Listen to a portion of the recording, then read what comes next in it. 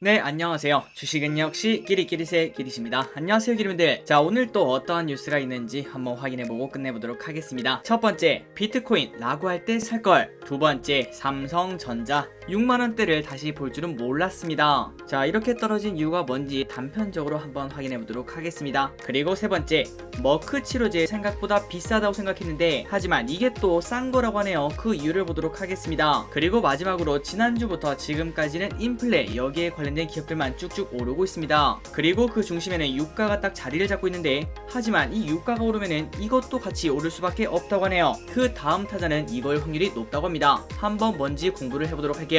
매일매일 주린이를 위한 경제뉴스 10분 정리. 오늘은 21년 10월 12일 화요일입니다. 같이 공부하시죠. Let's get it!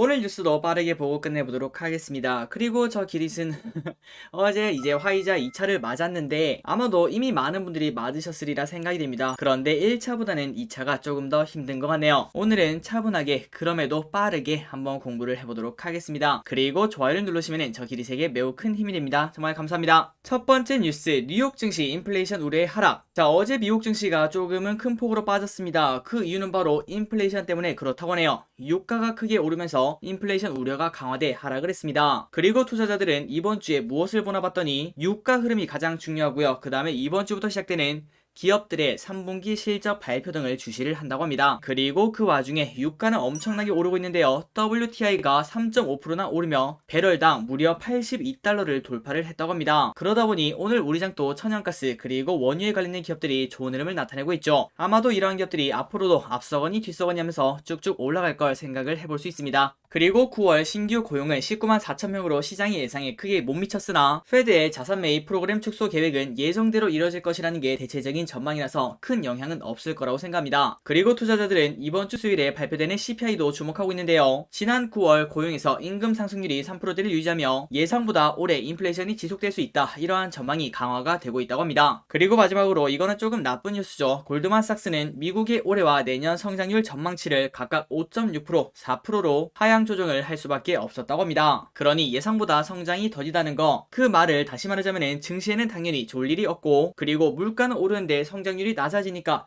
야 이거 스태그플레이션 아니냐 이러한 우려도 조금씩 나오고 있다고 합니다. 물론 그런 일은 절대 없겠지만요.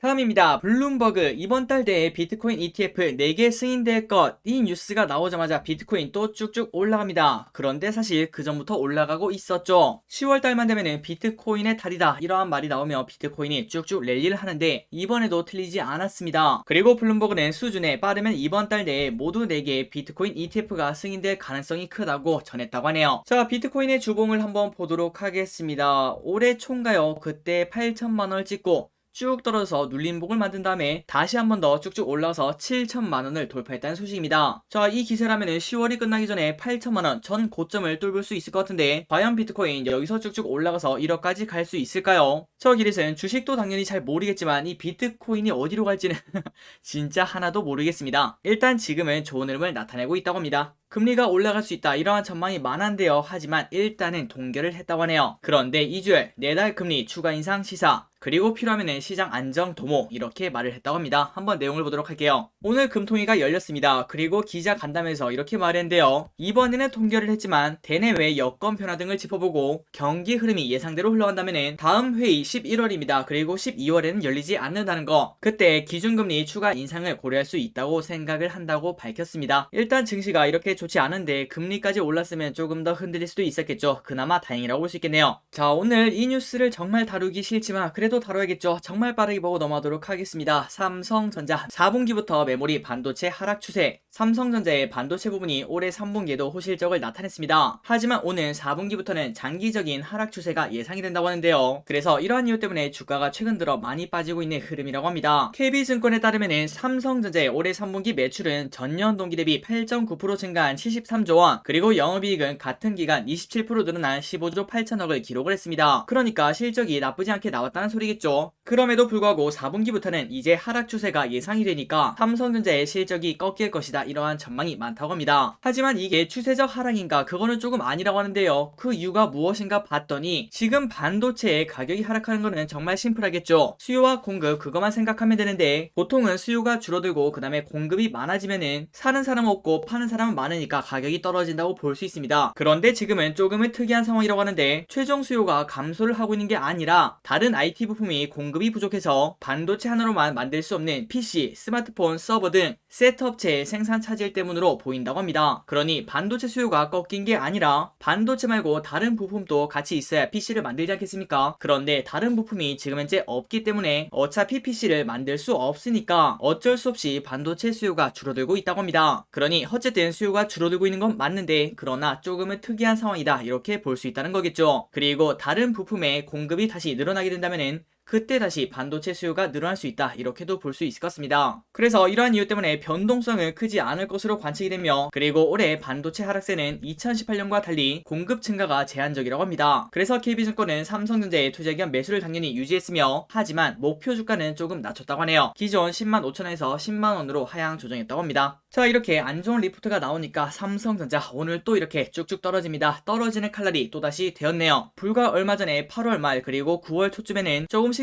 올라가면서 야, 이 정도면은 바닥 아닐까, 이러한 생각을 조심스럽게 했었는데 하지만 그거를 단 2주 만에 다 깨부시는 걸 확인할 수 있습니다. 결국 이렇게 삼성전자 6만원대까지 오긴 했는데 우리는 모두 다 알고 있습니다. 여기서 또 장기 투자를 하면은 다시 또 언젠가는 작년 말 그리고 올해 초처럼 삼성전자 불탈 때가 있다는 거. 하지만 그때까지 버티는 게 정말 쉽지 않죠. 우리의 계좌가 이렇게 마이너스로 푸르딩딩하게 변하고 있는데 아무런 타격 없이 이렇게 버틸 수 있는 사람은 거의 없다고 생각합니다. 자, 여러분들 화이팅 하시기 바랍니다.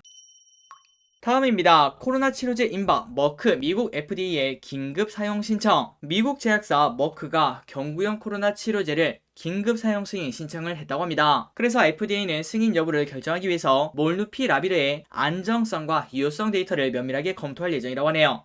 그래서 몇 주 정도가 소요될 예정이라고 합니다. 자, 경구용 치료제가 좋은 이유가 무엇인가, 그걸 봤더니 코로나19 환자가 병원에 많이 몰리면은 의료 마비가 일어날 수 있지 않겠습니까? 그런데 병원들의 부담을 줄일 수 있고, 그리고 빈국 내 코로나19의 급격한 확산을 진정시키는 데 도움을 줄 수 있다, 이러한 기대를 받는다고 합니다. 그리고 가격도 우리가 분명 1인당 700달러, 그러니까 70만원이 넘는 돈이라서 야, 좀 비싼데 이렇게 생각했는데요. 하지만 이게 기존 주사 방식 치료법보다 3분의 1 정도로 싼 거라고 합니다. 그러니 700달러만 보자면 좀 비싸게 느껴지는데 하지만 기존보다 무려 3분의 1이 싸다는 거겠죠. 그리고 용법과 용량이 어떻게 되나 그걸 봤더니 조금 많이 먹어야 됩니다.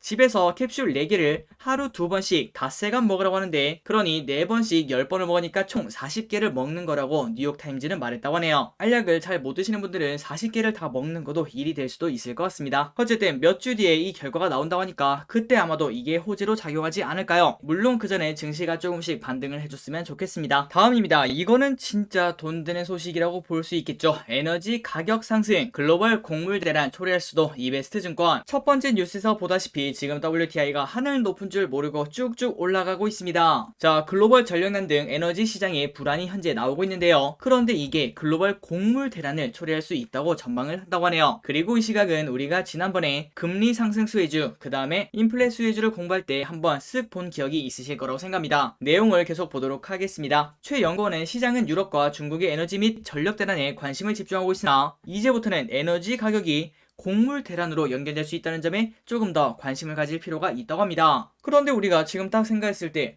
야, 그런데 에너지랑 이게 곡물이랑 무슨 상관이야, 그걸 봤는데 우리가 곡물을 키울 때는 뭐가 필요하죠? 맞습니다. 비료가 필요하죠. 그런데 그 비료 생산 기업인 YARA, 아마 야라라고 읽는 것 같습니다. 유럽 내 암모니아 생산량을 40% 감축할 것이라고 발표했고, 그리고 경쟁사인 CF 인더스트리 홀딩스는 영국 내 공장 2곳의 조업을 잠정 중단하기로 했습니다. 그리고 또 다른 대형사도 같이 감산을 발표했다고 하네요. 자, 이렇게 암모니아 생산량을 줄인다는 게 무슨 뜻일까요? 맞습니다. 비료를 생산을 하지 않겠다는 거겠죠. 그리고 이렇게 비료를 만들지 못하는 이유는 천연가스와 석탄 가격 상승 때문이라고 합니다. 우리가 경작에 사용하는 비료 요소 중 주요 원료는 천연가스 또는 석탄이고 질 속의 비료의 주요 성분인 암모니아는 천연가스에서 추출이 된다고 합니다. 그래서 생산 비용의 무려 70에서 90%가 천연가스일 정도라고 합니다. 그리고 아래 보시면은 중국도 마찬가지로 방대한 석탄 공급을 통해서 생산하는데요. 그런데 기름분들이 딱 아시다시피 중국 석탄 때문에 난리죠. 그리고 더 중요한 거는 이제 겨울입니다. 그때가 되면은 천연가스 그리고 석탄은 난방을 위해서 많이 사용할 수밖에 없는데 그렇다면 비료를 만드는 원재료가 갈수록 줄어들게 되니까 당연히 가격은 더 올라갈 수 있다 이렇게 볼 수 있습니다. 그래서 결국 소맥, 옥수수 등 주요 곡물 가격은 아직까지는 반응하지 않지만 시간이 흐르면은 결국에는 급등한 비료 가격은 곡물 가격에 후행적으로 반영될 수 있는 부분이라며 라니냐 재발 가능성까지 감안하면은 곡물 대란 가능성에 경계할 필요가 있다고 합니다. 자, 그렇다면 지금 현재 기업을 말하기 좀 그렇지만 뭐뭐 석유 그리고 뭐뭐 에너지 뭐뭐 오일 이러한 기업들이 최근 들어 많이 오르고 있는데요. 그러한 상승을 바톤을 받아서 이렇게 곡물에 관련된 기업이 받을 수 있다는 거겠죠. 일단 지금 간단하게 생각을 해봐도 비료에 관련된 기업 그리고 음식료에 관련된 기업들은 이 수혜를 또 볼 수도 있을 것 같습니다. 한번 기름분들도 천천히 공부를 해보시기 바랍니다.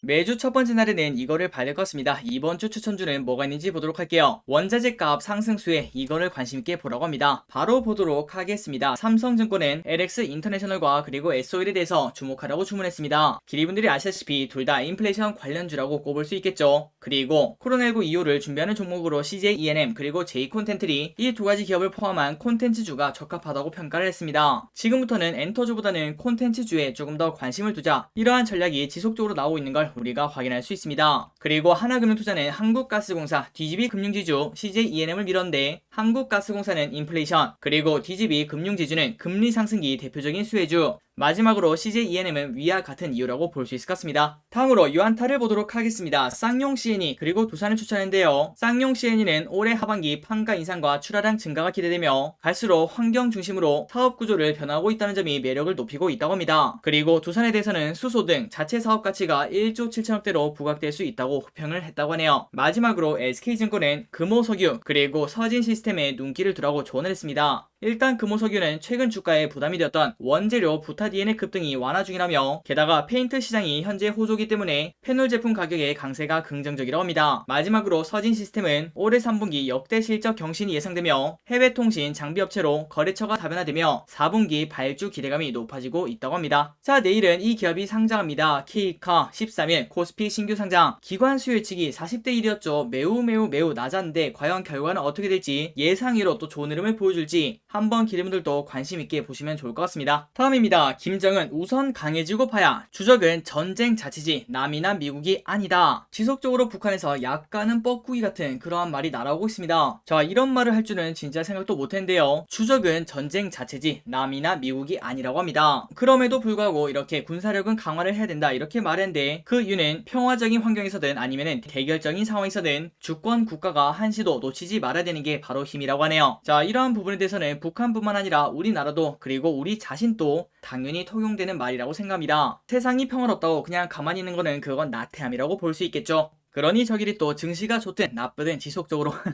기리분들이랑 같이 공부를 해보도록 하겠습니다. 다음 뉴스입니다. 요즘 들어 무인 점포가 진짜 많아지고 있는데요. 하지만 이 무인 점포가 아이들의 아지트가 되고 있다고 합니다. 아래 사진을 보시면은 이게 사진을 거꾸로 한 게 아니라요. 진짜 이렇게 그냥 청소년들이 새벽에 와서 누워있고 그 다음에 장난치고 이러한 장소로 변질이 되었다고 하네요. 그리고 다음 사진을 봐도 핸드폰 충전소로 이렇게 사용을 하고 그 다음에 추울 때는 또 따뜻하고 더울 때는 또 시원하지 않겠습니까? 이러한 부분 때문에 아이들이 지속적으로 머무는 그러한 공간이 되고 있다고 하는데 하지만 점주분들이 24시간 이거를 지켜볼 수 없기 때문에 일단 지금은 점포 운영에 어려움을 겪고 있다고 합니다. 나중에는 결국 이러한 무인 점포를 들어갈 때 신분증을 인증해야 들어갈 수 있는 그런 일이 벌어지지 않을까 이렇게 볼 수 있겠네요. 자, 마지막 뉴스입니다. 오늘 리포트는 안 보려고 했는데 하지만 되게 매력적인 리포트가 있었습니다. 한번 보도록 할게요. LX 세미콘 3분기 호실적 전망 그리고 연말 배당 수익률이 무려 6.4% 달해 하이투자증권은 LX 세미콘이 올해 3분기 시장 기대치를 상회하는 호실적을 기록할 것으로 전망을 했습니다. 그리고 연말 배당 수익률도 6.4%에 달할 것으로 추정을 하는데요. 그래서 투자에게는 매수 목표 주가를 23만원으로 유지를 했는데 그런데 지금 주가가 얼마인가 봤더니 무려 97,000원이라고 합니다. 자, 뭔가 좀 이상하죠. 목표 주가가 23만원이면은 지금보다 2배 오르고 그거보다 한 30%는 더 올라야 이 목표 주가에 도달할 수 있습니다. 그 이유를 한번 보도록 할게요. LX 세미콘의 3분기 실적은 매출액 5,193억원 그리고 영업이익 1,247억원으로 시장 기대치를 상회할 것으로 현재 전망이 된다고 합니다. 그 이유는 계절적 IT 성수기에 진입하면서 주요 고객사들의 TV, IT 패널 생산량 확대와 아이폰 13 신제품 출시 효과로 중대형 DDI 그리고 모바일 POLED DDI 모두 수요가 견조하다 이렇게 설명을 했다고 합니다. 참고로 여기 있는 DDI가 무엇인가 봤더니 오른쪽에 보시면은 이렇게 스마트폰 하단부에 위치하는 그러한 부품이라고 생각하시면 되고 그리고 패널의 화질 자체를 선명하고 깔끔하게 만들어준다 이렇게 생각하시면 될 것 같습니다. 어쨌든 디스플레이에 꼭 필요한 부품이라고 볼 수 있겠죠. 그리고 올해 실적은 공급 부족 사태에 따른 DDI 가격 상승세로 역대 최고치를 기록할 전망이며 이를 고려할 때 LX 세미콘의 연말 DPS는 약 6,300원 수준으로 현 주가 대비 배당 수익률이 무려 6.4%에 달할 전망이라고 합니다. 그리고 이 배당 성향을 지속적으로 가져갈 것인가 그것도 한번 파악을 해봤는데 아마도 유지할 것으로 파악이 되며 특히 22년에도 LX 세미콘의 실적 성장세가 지속이 되면서 주가 상승 여러가지 클 수 있다는 점은 상당히 매력적이라는 분석이라고 합니다. 자, LX 세미콘 주봉을 보도록 하겠습니다. 지속적으로 슬금슬금 올라오다가 최근 들어 이렇게 조정을 주고 있는데요.